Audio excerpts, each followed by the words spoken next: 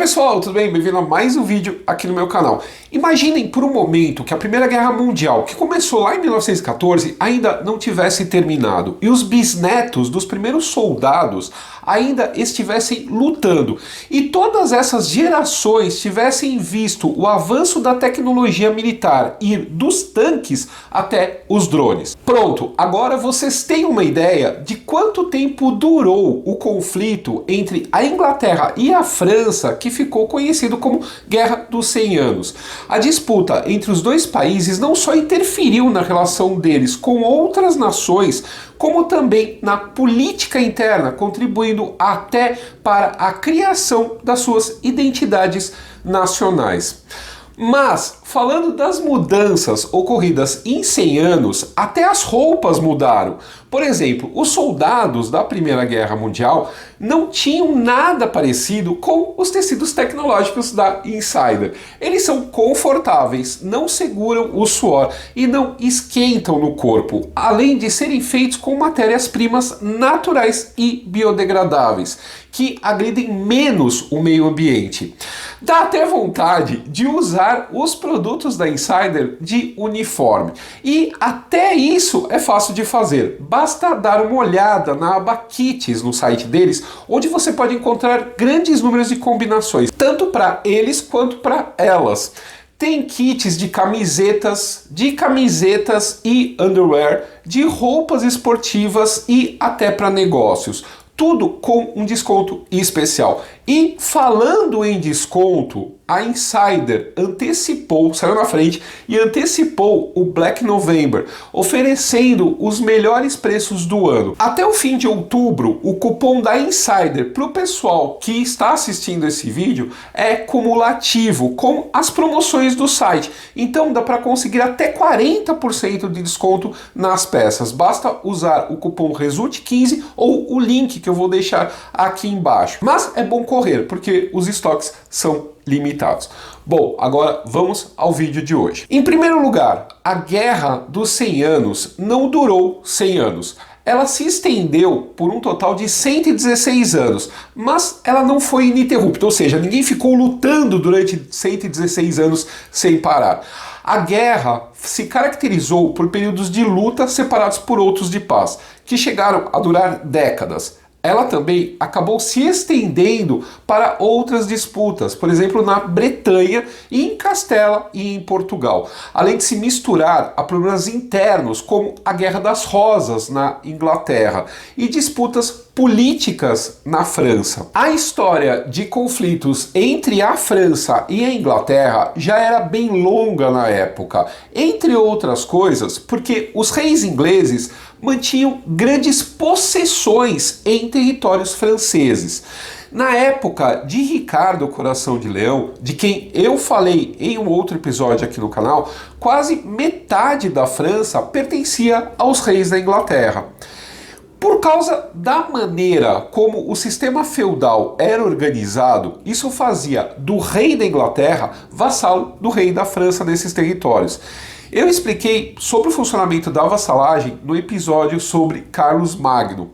Claro que isso não tinha como dar certo, porque, obviamente, os reis da Inglaterra não gostavam nada de ter que jurar vassalagem para um outro rei. Um exemplo é justamente a briga de Ricardo Coração de Leão e o rei Filipe da França.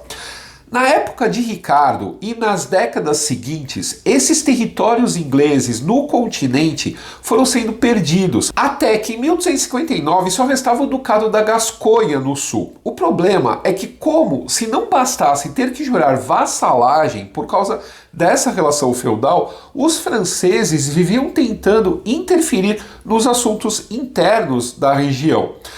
A confusão aumentou com a morte do rei Carlos IV da França, em 1328. Ele era o último descendente do ramo principal dos capetígios, uma dinastia que governava o país desde o século X. Carlos tinha uma filha, só que a França adotava a lei sálica, que não permitia que mulheres subissem ao trono. Como a rainha estava grávida, ficou todo mundo esperando o nascimento do bebê para ver se ia ser um rei. Mas era outra menina. Carlos não tinha mais nenhum irmão vivo e seus parentes masculinos mais próximos eram um primo, Filipe, Duque de Valois, e um sobrinho, o rei Eduardo III da Inglaterra, cuja mãe era irmã do rei. Os conselheiros reais franceses decidiram que, como a lei sálica excluía mulheres do trono, Eduardo não tinha direito ao trono francês.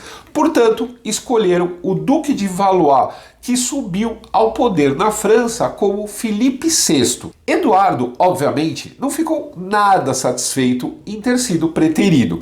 Ele não queria jurar vassalagem a Filipe de jeito nenhum. E quando apareceu, foi usando a sua coroa de rei e a sua espada, o que ia totalmente contra o protocolo. O problema se agravou quando Eduardo abrigou um nobre francês que tinha sido condenado ao exílio. Finalmente, em 1337, Filipe declarou que o primo não cumpria as suas obrigações de vassalo e ordenou que a Gasconha fosse confiscada para a coroa francesa. Essa foi a gota d'água para Eduardo, que, ao invés de entregar o ducado, reivindicou para si o trono da França. Os dois lados começaram a fazer preparações para a guerra, mas nada aconteceu até 1340, quando alguns nobres de Flandres, que na época eram vassalos da França, juraram publicamente fidelidade a Eduardo como rei legítimo. A partir de então, ele passou a usar a flor de lis francesa como parte do estandarte real inglês. Eduardo embarcou com o seu exército para Flandres em 22 de junho, mas encontrou uma frota francesa protegendo a costa. Embora os franceses tivessem mais navios, os ingleses reverteram a vantagem e destruíram ou capturaram quase todos na Batalha de Sluis, no dia 24. Com isso, a Inglaterra passou a dominar a navegação no Canal da Mancha, mas os recursos de Eduardo acabaram depressa e por muito pouco a guerra não ficou só por isso mesmo. O que mudou a situação foi a morte de João III, Duque da Bretanha, em 1341. Pela lei bretã, as mulheres podiam herdar o trono, desde que não houvesse nenhum homem na família próxima. E havia João de Montfort, meio-irmão do duque falecido. Acontece que João III havia tirado esse meio-irmão da sucessão e nomeado como herdeira uma sobrinha, Joana de Penthièvre, casada com um sobrinho de Filipe VI da França. João não aceitou ser deserdado, o que acabou levando a uma guerra. A Inglaterra e a França decidiram intervir. Como o marido de Joana era parente de Filipe, ela recebeu apoio francês. E, logicamente, os ingleses apoiaram João. Enquanto a guerra permanecia nessa região, os dois reis se dedicavam a uma campanha de propaganda.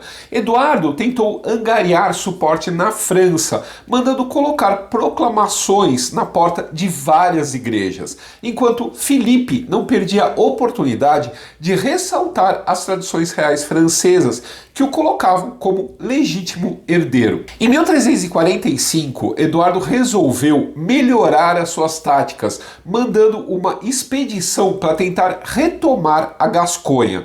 Enquanto as tropas de Filipe estavam distraídas no sul, o próprio rei inglês desembarcou com uma força militar na Normandia em 12 de julho de 1346. O exército francês esperava que Eduardo marchasse para a capital Paris, mas ao invés de atacar a cidade, ele resolveu começar uma chevauchée. Essa era uma tática de guerra medieval que consistia em destruir e pilhar tudo que encontrassem no caminho, visando enfraquecer o inimigo. A cidade de Caen, por exemplo, foi saqueada por 5 dias e os soldados cometeram estupro em massa e trucidaram boa parte da população. O exército de Filipe seguiu atrás dos ingleses e as duas forças se encontraram em 26 de agosto de 1346 numa colina perto de Crécy-en-Poitiers. Filipe tinha a vantagem de um exército muito maior, praticamente o dobro das forças inglesas. Já Eduardo tinha duas coisas a seu favor. Ele chegou primeiro e teve a oportunidade de escolher um local que o favorecesse, com suas tropas no terreno elevado. Além disso, contava com uma tecnologia de guerra única, o arco longo. A origem do arco longo está em Gales, cujos arqueiros deram muito trabalho quando essa parte da Grã-Bretanha foi invadida pela Inglaterra. No final do século XIII, essa arma tinha evoluído até um arco de 1,80 m de altura, capaz de atirar flechas a mais de 300 metros de distância, tão potentes que poderiam perfurar armaduras. Operar essas máquinas exigia uma força física imensa e o treinamento especializado durava décadas, por isso não era viável copiar a ideia. A superioridade dos arcos longos ficou evidente em Crécy, quando eles conseguiram derrotar com facilidade os besteiros que tinham sido contratados pelo rei francês.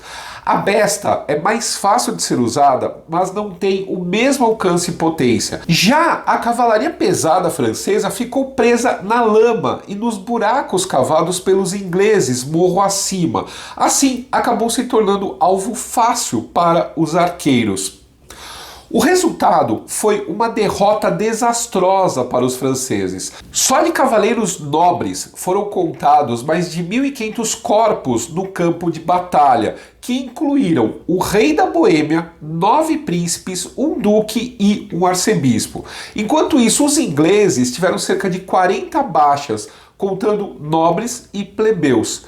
Depois disso, Eduardo continuou para o seu verdadeiro alvo, o porto de Calais, que se localiza no ponto mais estreito do Canal da Mancha, o que a tornava um alvo estratégico. Dominar essa cidade reduziria muito o custo de transferir tropas e recursos de um lado para o outro do mar.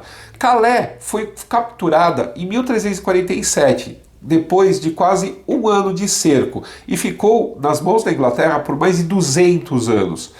Nesse momento, aconteceu um imprevisto. A peste negra chegou à França. Como eu contei no episódio sobre essa pandemia, ela desembarcou na Europa em outubro de 1347 e, em menos de um ano, ela tinha se espalhado por todo o oeste do continente até a Inglaterra. A mortalidade afetou os dois países, tanto em recursos humanos como financeiramente. Então, eles foram obrigados a suspender a guerra por tempo indeterminado. Foi só em 1355 que a Inglaterra se recuperou bastante para voltar à disputa, com uma nova chevauchée que começou na Gasconha.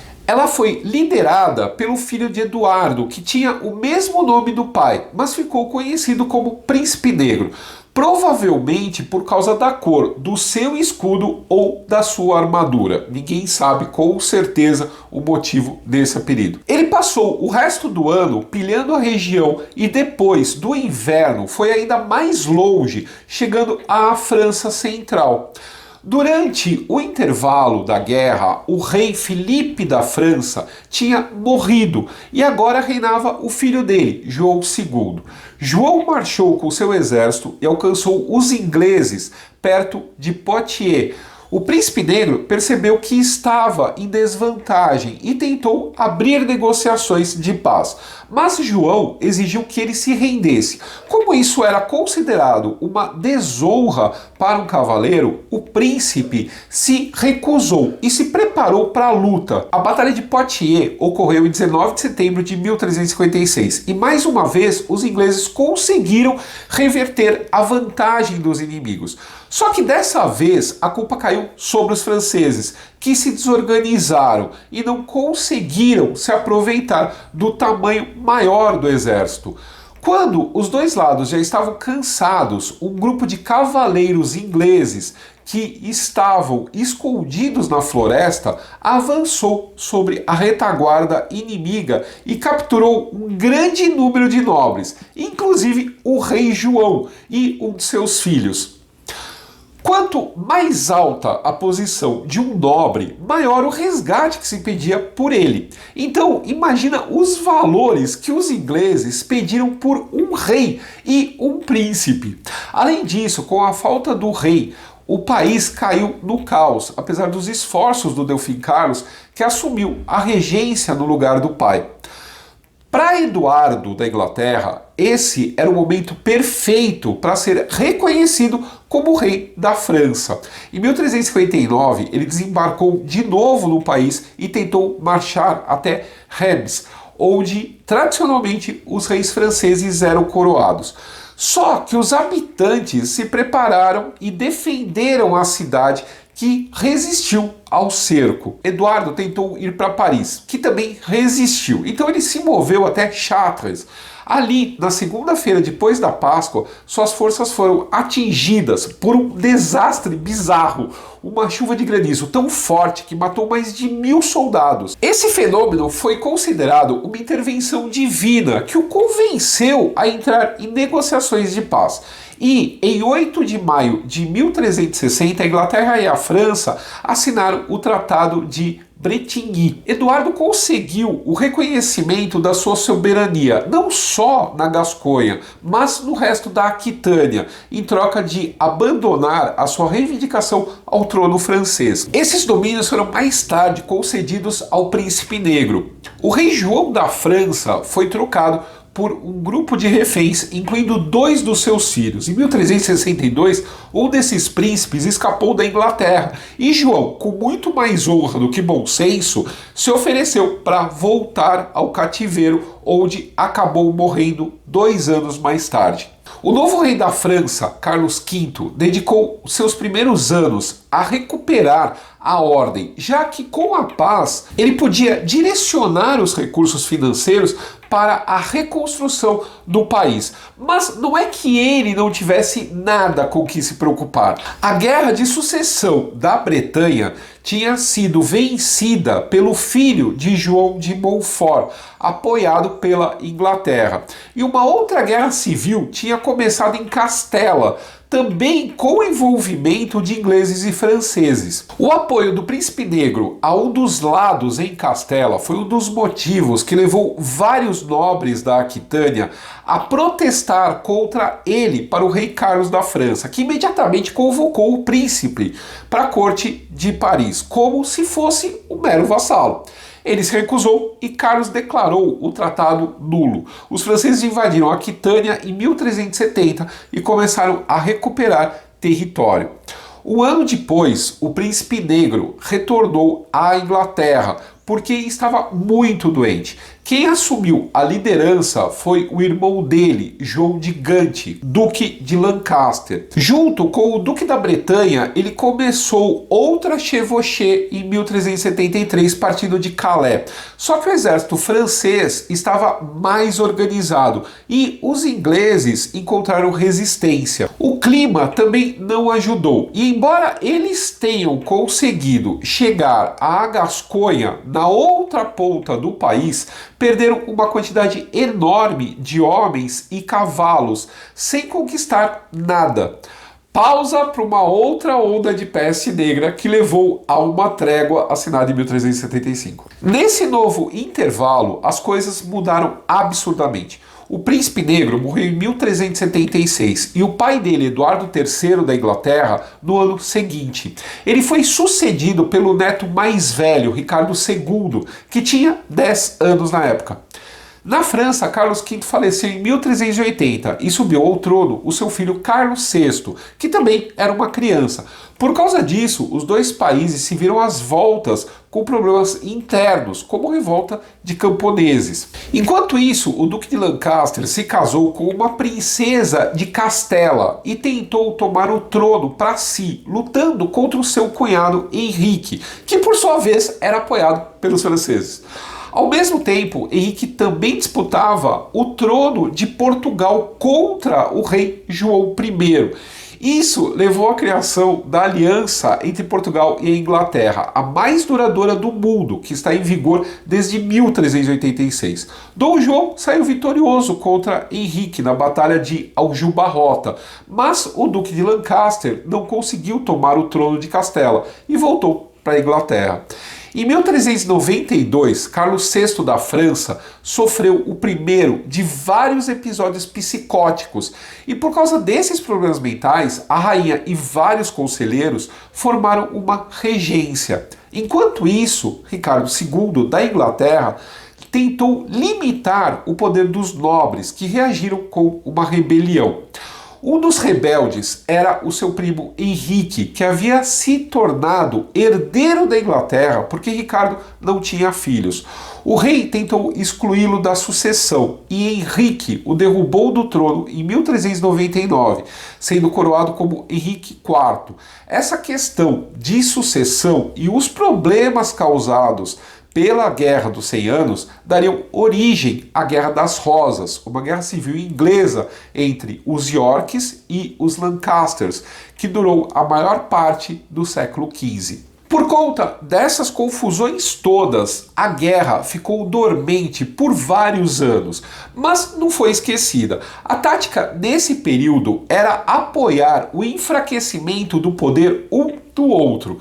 Por exemplo, quando estourou uma rebelião buscando a independência do país de Gales, a França apoiou os revoltosos. Tudo mudou quando Henrique IV da Inglaterra morreu em 1413. O seu filho, Henrique V, decidiu retomar aquela antiga reivindicação sobre o trono da França. Na época, os franceses estavam enfrentando uma disputa sangrenta pelo poder entre os duques da Borgonha e de Orleans. Henrique tratou de se aproveitar dessa guerra civil e desembarcou com seu exército na Normandia em 12 de agosto de 1415.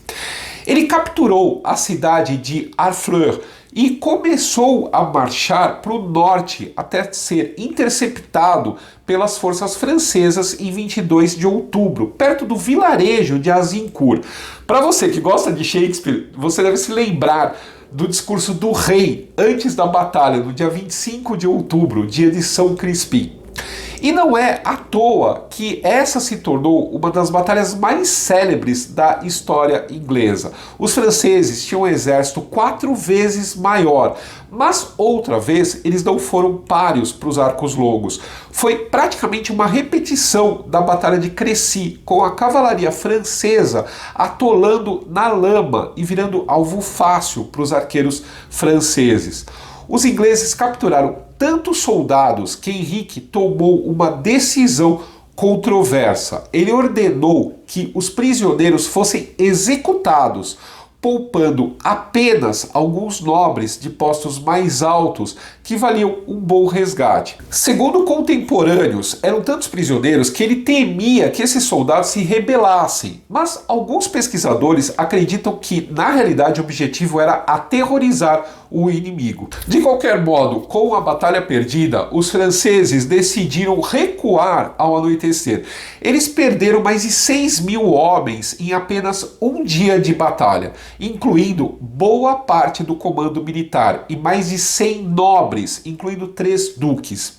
Linhagens aristocráticas inteiras foram dizimadas, com todos os homens morrendo. Entre os prisioneiros que não foram mortos estavam os duques de Orleans e Bourbon, membros da família real francesa e um irmão do duque da Bretanha. Entre as baixas inglesas estava o duque de York, que era primo do rei. Henrique continuou repetindo os passos do seu avô Eduardo. Ele retomou o porto de Calais, que tinha sido capturado pelos franceses antes de voltar para a Inglaterra como um herói. Isso acabou levando ao fervor nacionalista que o rei encorajou. Por exemplo, ele promoveu o uso da língua inglesa nos atos do governo. Até então, a língua oficial da corte era o francês. Henrique recomeçou a campanha na França em 1414, conquistando a maior parte da Normandia, exceto Rouen. No ano seguinte, ele começou um longo cerco à cidade. Com a falta de comida em dezembro, os habitantes decidiram mandar as mulheres e as crianças para fora, acreditando que o rei inglês permitiria a passagem delas. Mas isso não aconteceu e milhares de pessoas morreram de fome junto aos muros. Juan se rendeu um mês mais tarde. Tudo isso aconteceu sem muita resistência, porque a corte da França ainda estava às voltas com as disputas pelo poder. Em agosto de 1419, Henrique estava perto de Paris, que era controlada pelos borgonheses. Com isso, acabar com a guerra civil se tornou um assunto urgente e o Delfim Carlos decidiu se encontrar com o Duque da Borgonha, João Sem Medo, em 10 de setembro, numa ponte sobre o rio Sena. O encontro durou menos de um minuto, porque João foi assassinado pelos companheiros do Delfim. Carlos jurou que não tinha nada a ver com isso, mas ninguém acreditou, e os borgonheses imediatamente passaram para o lado dos ingleses. Até o rei da França, Carlos VI, ficou contra o seu filho e herdeiro e abriu negociações com Henrique da Inglaterra. E em maio de 1420 foi assinado o Tratado de Troyes. Por esse tratado, o soberano inglês foi reconhecido como herdeiro do trono francês, ou seja, o Delfim foi deserdado pelo pai. Também ficou acertado o casamento do rei inglês com Catarina, a filha do rei da França. O casal teve um filho chamado Henrique em dezembro de 1421. Mas a paz durou apenas enquanto os dois monarcas estavam vivos. Henrique V morreu de uma infecção em 31 de agosto de 1422, com apenas 35 anos, deixando o filho bebê como sucessor, sob a regência de um dos tios, o Duque João de Bedford. Menos de 2 meses depois, em 21 de outubro, Carlos VI também faleceu. Bedford reivindicou o trono em nome do sobrinho e, evidentemente, o Delfim Carlos não abriu mão do que considerava seu direito. Ele estabeleceu a sua corte no centro da França, na região do rio Loire, mas não tinha apoiadores suficientes para enfrentar os ingleses. No final de 1428, a importante cidade de Orleans estava sob cerco. Bedford estava avançando pelo norte e os partidários de Carlos estavam cada vez mais desesperados. Isso mudou quando uma jovem camponesa, guiada por visões de anjos e santos, viajou desde a região da Lorena para encontrar o Delfim em Chinon, em 1429. O nome dela era Joana d'Arc, e eu já falei a seu respeito aqui em outro episódio. Embora não tivesse nenhuma experiência militar, Joana conseguiu elevar o moral do exército francês, especialmente depois que ela marchou à frente das tropas que romperam o cerco de Orleans em 29 de abril. Com a presença de Joana, o exército francês começou a reconquistar territórios no Vale do Loire, até que em 18 de junho o grupo avançado se encontrou com tropas inglesas perto do vilarejo de Patay. Dessa vez sem a jovem.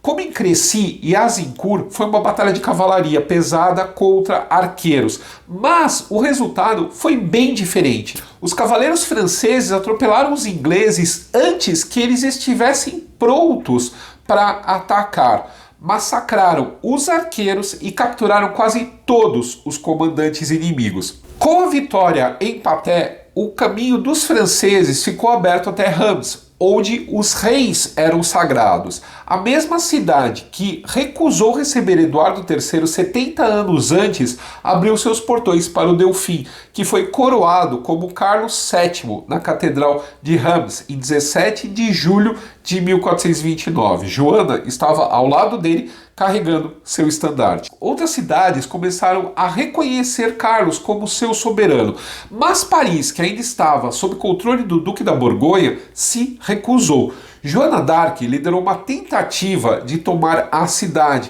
mas não teve sucesso. Ela acabou capturada pelos borgonheses em 23 de maio de 1430, ao tentar furar o cerco de Compiègne. Mais tarde, a prisioneira foi entregue aos ingleses, que a julgaram como herege, e Joana d'Arc foi executada na fogueira em Rouen em 30 de maio de 1431. Mais tarde, as acusações foram anuladas e ela acabou canonizada. A reação dos ingleses a tudo isso foi tentar reforçar a legitimidade de Henrique VI. Para isso, ele foi coroado rei da Inglaterra em 1429, aos 8 anos, e da França na Catedral de Notre-Dame, em Paris, em dezembro de 1431. Mas a maré da guerra tinha virado, e cada vez mais nobres mudavam de lado. O pior golpe veio em 1435, quando o Duque da Borgonha assinou um tratado de paz, reconhecendo Carlos VII como rei da França e devolvendo Paris a ele. Com o fim da Guerra Civil, Carlos teve todo o tempo do mundo para reorganizar a administração da França. Henrique VI também estava mais interessado em fazer a paz. Por isso, os dois concordaram com uma trégua em 1444. Henrique até se casou com uma sobrinha do rei francês, cedendo uma parte de suas possessões em troca. A trégua foi rompida 4 anos depois, quando os franceses recomeçaram a campanha, tomando várias cidades inglesas na Normandia. Rouen caiu em 1449 e Caen no ano seguinte, com pouca resistência. Essas derrotas pioraram a situação política interna da Inglaterra, mas encorajaram os franceses, que voltaram suas forças contra a Gasconha. Em 1451, as forças francesas conquistaram Bordeaux, a capital gascã, mas os ingleses retomaram a cidade no ano seguinte. A batalha decisiva aconteceu em Castillon, em 17 de julho de 1453. E o comandante inglês John Talbot também pode fazer companhia aos grandes estúpidos da história, de quem eu falei nesse outro episódio. Ele viu o acampamento francês coberto de poeira e decidiu atacar com uma pequena força, pensando que eles estavam se retirando.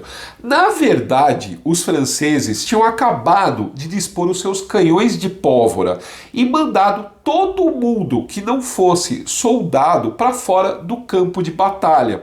Os canhões eram a tecnologia de guerra mais moderna que existia.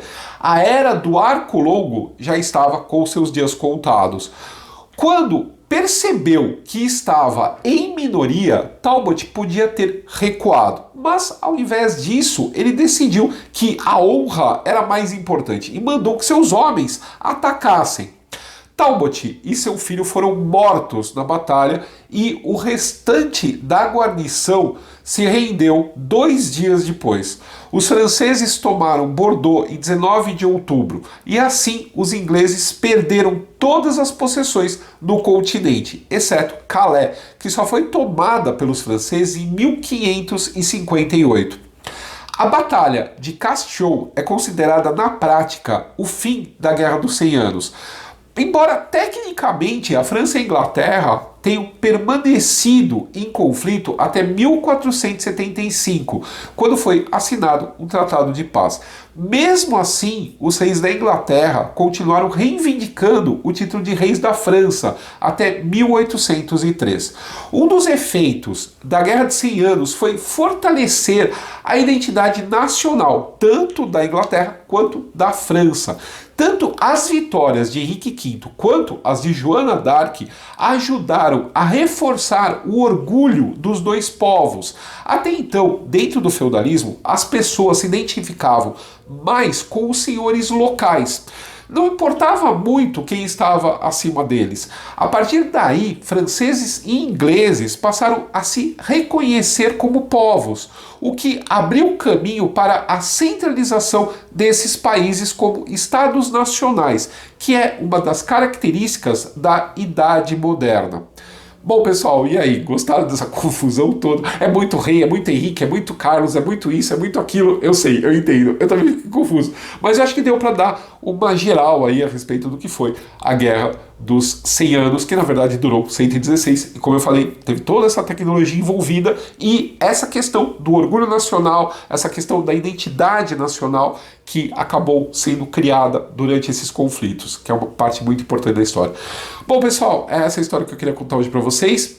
Gostaram, não gostaram? Deixe seu like, seu dislike, dá uma olhada se o teu sininho está ativado, se não está ativado, ativa para receber as notificações. Se inscreva no canal para ajudar o canal. Assistir esse vídeo até aqui foi muito bom, muito importante, muito obrigado. Mas se quiserem ajudar mais de alguma forma, tem o Pix que está passando aí na frente da tela e também vocês podem entrar para o clube do canal. Está aqui embaixo o link, embaixo do vídeo, tá o link para vocês entrar, tá legal? Um abraço e até o próximo vídeo.